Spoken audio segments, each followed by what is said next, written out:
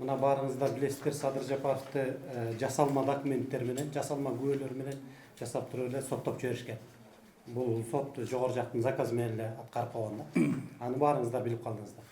Мына ошол соттогонуна биз кайра акталсын деп берели деп атабыз да, бирок акталсын деп берели деп атып, биз азыр мисалы амнистияны колдонбой атса, колония поселениясы колдонбой атса, ырайым боюнча маселелер каралбай атса, биз кантип акталсын деп беребиз?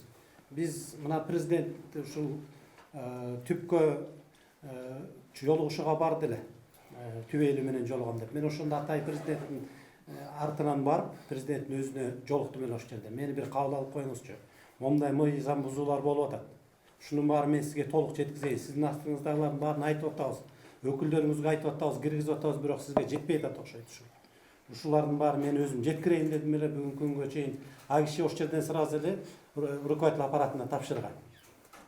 Аппарат жетекчисине тапшырган, бирок аппарат жетекчиси бүгүнкү күнгө чейин президентке киргизе алган жок. Жолуктура алган жок. Канча жолу кирдим, канча жолу сурадым бар. Ошол жерде күнүн эртең менен кечке чейин отурган күндөрүм да болду, бирок президентке киргизген жок. Мен мына бүгүнкү азыр сиздин берген сурооңуздан пайдаланып, мен президентке да кайрылып кетейин.